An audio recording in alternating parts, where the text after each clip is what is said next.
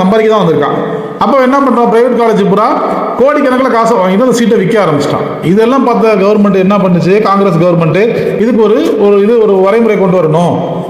இதுக்கு முன்னாடி இருந்துச்சு, என்ட்ரன்ஸ் எக்ஸாம் இருந்துச்சு. பிரைவேட் காலேஜ் அவன் என்ட்ரன்ஸ் எக்ஸாம் வச்சு அவன் செலக்ட் பண்ணிக்கலாம், அவன் ரிசல்ட் போடலாம். அதுலேயே மார்க் ப்ராக்டிஸ் நிறையா. இப்படி இருக்கும்போதே இவ்வளோ பிரச்சனை வருது. அவன் வேண்ட கொடுத்து நீனே எக்ஸாம் வச்சுக்க, நீனே பேப்பர் திருத்திக்க, நீனே மார்க் போட்டுக்க அப்படின்னா அவன் தேவைப்படுறவனுக்கு கூப்பிட்டு காசை வாங்கிட்டு மார்க் போட்டு சீட்டை போட்டு கொடுத்துக்கிட்டு இருந்தான். இது மாதிரி பிரச்சனை ஓடிக்கிட்டு இருந்துச்சு. இதனால ஏழை மாணவர்கள் பாதிக்கப்பட்டார்களான்னா 1% கூட கிடையாது. உண்மைதான். ஏன்னா அவனுக்கு கவர்மெண்ட் காலேஜில் சீட் இருக்கு. தமிழ்நாட்டில் பிரைவேட்டை விட கவர்மெண்ட் காலேஜ் மெடிக்கல் காலேஜ் கூட. 12th அவன் மார்க் 1200 1290 எடுத்தானா, வா நீ தான் ஃபர்ஸ்ட், உனக்கு தான் சீட்டு, இப்படி கூப்பிட்டு கொடுத்துக்கிட்டு இருந்தாங்க.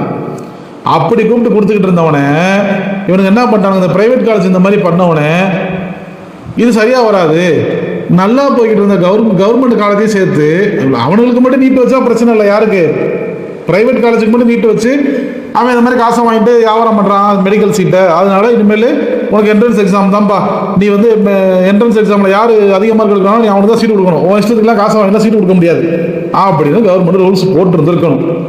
மாறா என்ன பண்ணானுங்க, இந்த 8 நல்ல குடும்பம் இருந்துச்சு பார்த்தியா, அந்த 8 நல்ல குடும்பம் தான் கவர்மெண்ட் காலேஜ். நீனும் இதுக்குள்ளே வரணும், நீனும் உனக்கும் எக்ஸாம் தான். இந்த 12th மார்க் வச்சுன்னா நீனும் நல்லா இது பண்ணிட்டு இருக்க முடியாது, உனக்கும் எக்ஸாம் தான். எக்ஸாமில் எவன் பாஸ் ஆகி வர்றானோ அவனுக்கு தான் சீட்டு. அப்படிங்கிறப்போ இந்த எக்ஸாம் பார்த்தீங்க அப்படின்னா முழுக்க சிபிஎஸ்சி தான் நீட் எக்ஸாம். நம்ம சிபிஎஸ்சி, நம்ம இருக்கிற கவர்மெண்ட் ஸ்கூல் எந்த ஸ்கூல்லையுமே சிபிஎஸ்சி கிடையாது, ஸ்டேட் போர்டு தான். நம்ம கல்வி முறையே முதல்ல தப்பு. இதெல்லாம் கொண்டுக்கிட்டு கோர்ட்டுக்கு போகிறாங்க. யார், திமுக அதிமுக 2 கவர்மெண்ட்டுமே இதுக்காக பாடுபட்டுருக்காங்க. இல்லை எங்களுடைய உரிமைகள் பாதிக்குது, நீங்கள் வந்து இந்த மாதிரி பண்ணக்கூடாது அப்படின்னு சொல்லி கோர்ட்டில் சொன்னோடனே கோர்ட் என்ன சொல்லுது, ஏதாவது நம்ம சாமானியனுடைய கடைசி ஆயுதம் அதாவது சொல்லுவாங்கல்ல நிவாரணம் கோர்ட்டுன்னு, அந்த கோர்ட் என்ன சொல்லுதுன்னா இந்தியர்கள் அனைவரும் சமம், இதுக்கு வந்து கல்வியில் வந்து பாகுபாடு கூடாது. எதுக்கு, மெடிக்கலுக்கு மட்டும்தான். ஏன் இன்ஜினியரிங் பண்ண வேண்டியது தானே, இன்ஜினியரிங் காலேஜுக்கு ஆல் ஓவர் எல்லா காலேஜுக்கும் ஒரு என்ட்ரன்ஸ் எக்ஸாம் வச்சு இதில் வர்றவன் தான் சீட்டு.